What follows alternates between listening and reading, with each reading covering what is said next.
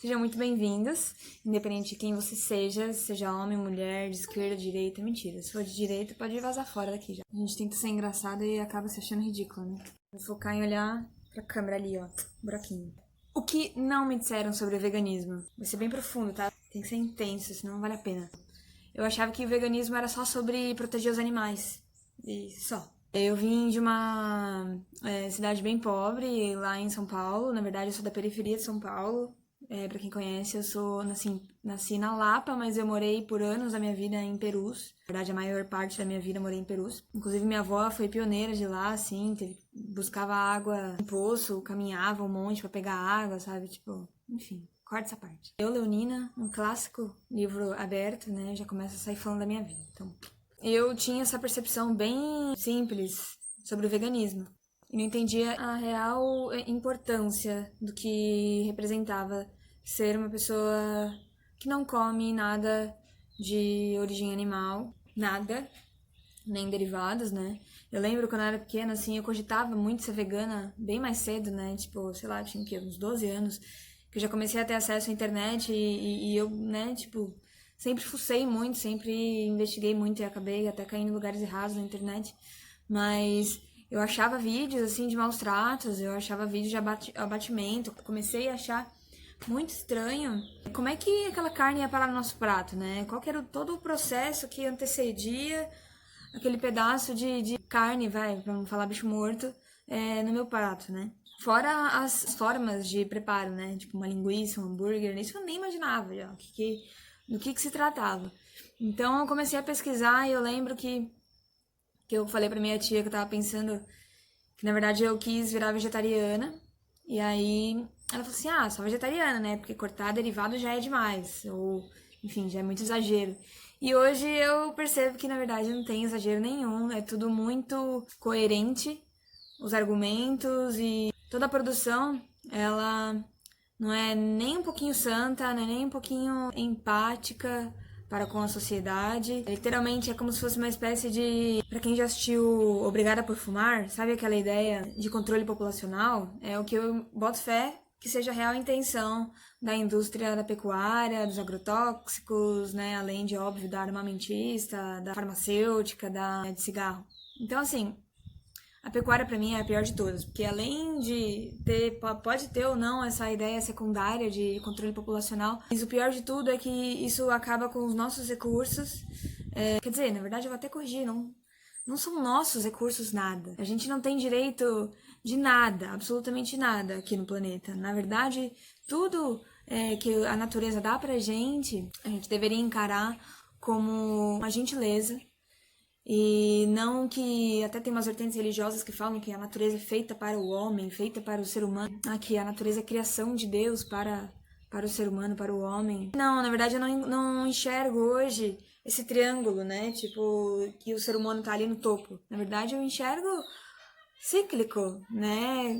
Por quê? Em sã consciência, o ser humano se considera um ser mais evoluído que as outras espécies, né? Então a ideia é que a humanidade começou a dar errado quando a gente começou a entender que a gente tinha o direito, em sua consciência, de explorar ou de torturar, sacrificar, derrubar árvores para nosso bel prazer, para o nosso capricho. E, na verdade, a grande realidade é que toda essa exploração dentro de um sistema capitalista só rende frutos para uma elite financeira, que aí já é um assunto muito mais profundo, mas para já eu quero pedir, lembrar para você se inscrever no meu canal, com muito amor no coração, entendendo que essa causa ela é muito maior assim do que qualquer intenção financeira. Quem sou eu para querer pensar em enriquecer no fim do mundo? Então, a minha ideia é adentrar esse mundo digital oficialmente, para ter algum retorno através dessa minha visibilidade, que eu passei por e derrubei muitos monstros interiores para entender que, na verdade, essa exposição pode ser um benefício tanto para as pessoas que eu posso alcançar, quanto para mim mesma. Dentre um dos decretos do meu propósito é não morrer com conhecimento. Então, a ideia é compartilhar isso com vocês. Voltando ao assunto, falei um pouco da minha infância, né? Mas eu quero trazer o porquê que... o que não me disseram sobre veganismo, né? Essa é a pergunta que eu tenho que responder aí do meu vídeo. Não me disseram que comer um hambúrguer, por exemplo, 110 gramas de hambúrguer, precisa de 2.500 litros de água para ser produzido. Que comer um hambúrguer equivale, na verdade, a gastar 2.500 litros de água. Comer um hambúrguer de 110 gramas equivale a tomar banhos curtos por 2 meses. No veganismo sempre me disseram que fosse somente sobre proteger os animais, mas nunca me falaram que, na verdade, também tem relação com gasto de água. E tem várias cidades do mundo aí que estão em estiagem, e aí a gente liga a TV e o governo fala: economize água, tome banho curto, desliga a torneira quando for escovar o dente. Isso, nossa, é um clássico, né? Desde quando eu era pequenininha me falavam isso, que os trejeitos de economizar água era fechar a torneira quando lava a louça, fechar a torneira quando escova o dente. 110 gramas de carne de vaca, porque um boi ou porque uma vaca consome muita água. Porque essa vaca, além de consumir água diretamente bebendo, ela também consome grãos que precisam de muita água para ser irrigado e para germinar, para que esse gado coma. Algo que nunca tínhamos falado sobre o que é realmente a causa, ou que pode ser uma causa muito forte em ser vegana, é parar de financiar a pecuária. E numa situação atual, que muitos lugares estão com estiagem, que mais de 50% da população mundial vive abaixo da linha da miséria, de que muita gente não tem nem saneamento básico, de que existem muitos lugares que tem seca, de que existe ao mesmo tempo um lugar chamado Dubai, construíram uma cidade em um lugar inóspito para o ser humano viver, mas levam água até lá. Na verdade, somos como consumidores mais poderosos do que como eleitores.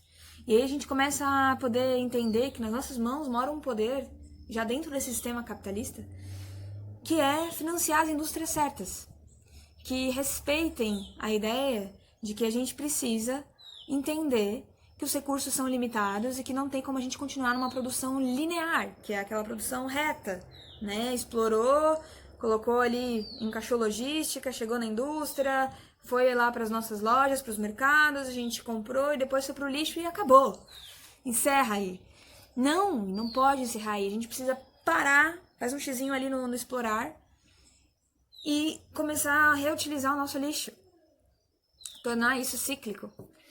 Parar de financiar principalmente a indústria pecuária pode salvar não só a humanidade, mas todas as espécies. Mas se você não considerar que as espécies têm a mesma importância que você, que a sua família, que a humanidade, considere primeiro que parar de financiar a pecuária pode salvar a humanidade, porque temos muito pouco tempo. É um ato realmente político pensarmos em parar de financiar a indústria que mais polui, a indústria que mais gasta água, a indústria, porque sim, gasta mais água do que a indústria de combustíveis fósseis, polui mais do que todo o setor de transportes a nível de gás estufa, porque todo o metano que a vaca libera, tanto no seu processo de digestão quanto através dos peidos, chega a ser maior em proporção do que o próprio dióxido de carbono liberado por todo o setor de transportes. Isso é uma pesquisa da ONU. Não temos muito tempo. Até 2050, toda a Groenlândia já vai ter descongelado, no verão de 2050. Isso significa que todos os 9 metros de mar que pode avançar, que a Groenlândia segura congelado, a gente tem mais 30 anos para que 10 metros avance.